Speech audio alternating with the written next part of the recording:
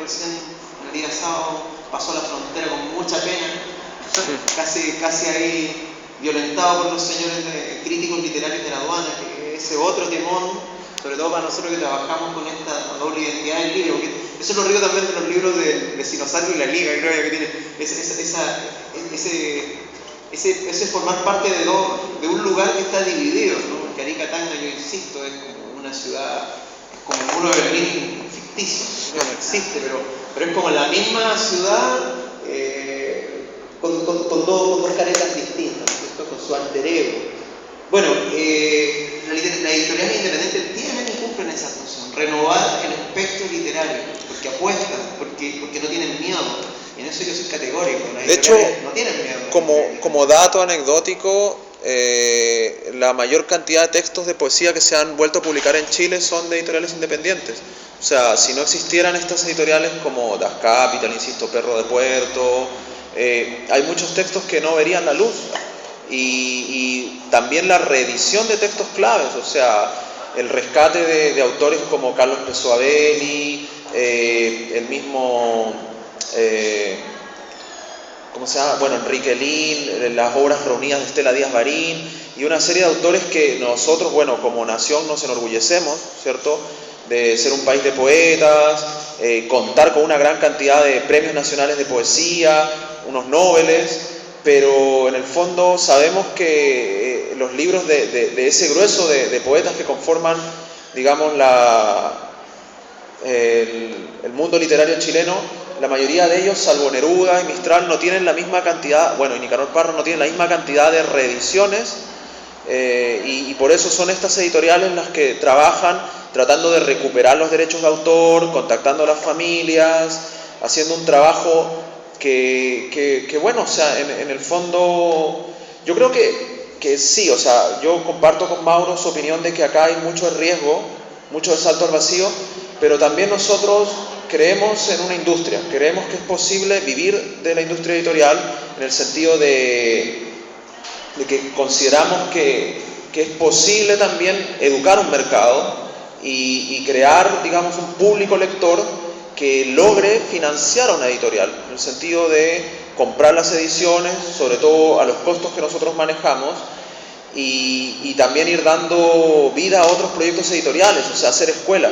Acá, dentro de la muestra, que ojalá después se acerquen a ver, hay, como le digo, proyectos que no son necesariamente proyectos hechos en imprenta, hay trabajos hechos artesanalmente.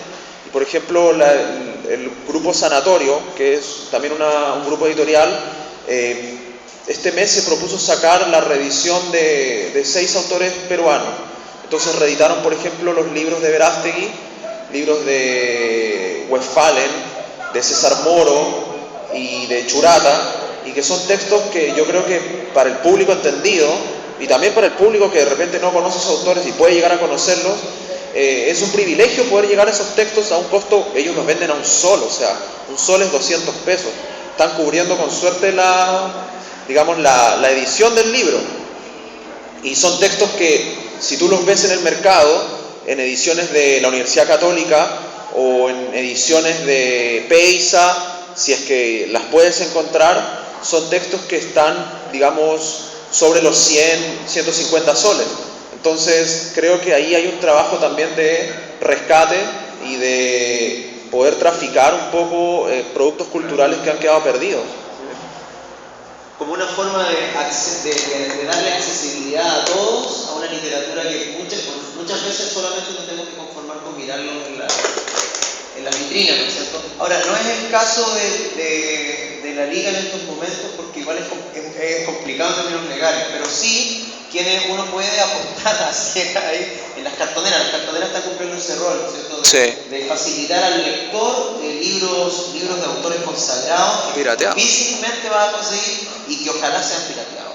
Es decir, la movida es esa, ¿no es cierto? Y hacer un libro con tapa cartonera, con fotocopia, bueno, las técnicas son muchas, ¿no? Tú puedes partir desde un simple corchete hasta coser tus propias hojas.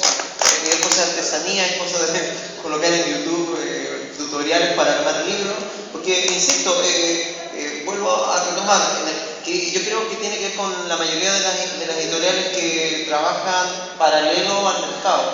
Y es que más allá de instaurar una manera de entender la literatura, yo he aprendido y he madurado en el me doy cuenta que lo que se instaura al trabajar editoriales libres, no independientes, es que tú potencias una actitud frente a la literatura y una actitud frente al arte. Que yo, por ejemplo, acá tengo un amigo que es actor, es Pupa, que también tiene esa visión de lo que es el arte, no dejarlo encerrado en cuatro paredes, ¿no es cierto? Y no hablar del tema, porque llevamos 2500 años hablando del tema, no sé, que lo queríamos empezar a conceptualizar el tema de la literatura y que se está reflexionando sobre ella.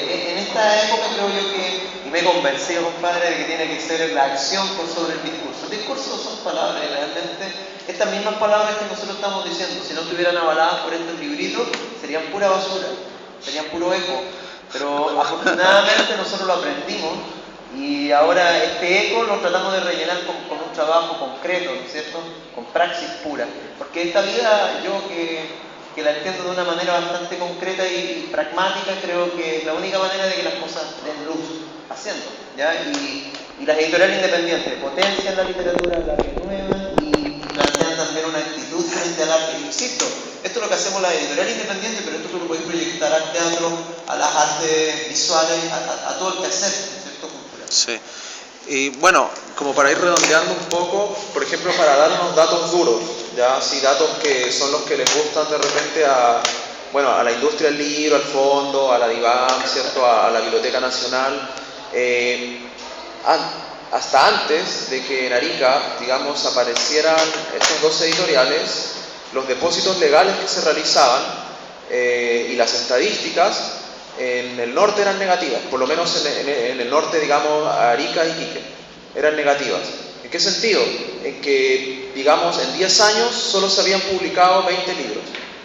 Pues eso es imposible, o sea, con la cantidad de autores que hay, porque hay muchos escritores que autoeditan, que eso no es un crimen, pero digamos que se quedan en ese círculo vicioso de la autoedición sin, digamos, tratar de generar un proyecto, como digo, más profesional de lo que es el trabajo con el libro. Y que no es tan complicado, o sea, basta con algunos registros que hay que hacer, el registro de propiedad intelectual, el ISBN, y cumplir con el depósito legal para darle existencia formal al libro. Entonces, para nosotros ha sido curioso que la misma Biblioteca Nacional tuviera que llamarnos y decirnos, bueno, ¿sabes qué? De un tiempo a esta parte, todos los meses estamos recibiendo 2 o 3 libros de Arica. O sea, ¿qué pasó? O sea, pasó que uno se dio cuenta de que obviamente no podías dejar en el abandono una industria y tuvo que aparecer la figura del editor. Entonces, acá ha existido muchas veces, digamos, esa doble militancia del autor que se autoedita y que por ende no tiene autocrítica o no tiene una visión, digamos, de corrección, de corte y en el fondo de edición con respecto a sus libros y tampoco de promoción. O sea, saqué el libro, listo, ya cumplí, hice el lanzamiento, me quedé con muchos ejemplares, bueno, ahora los voy a regalar o los voy a fondear.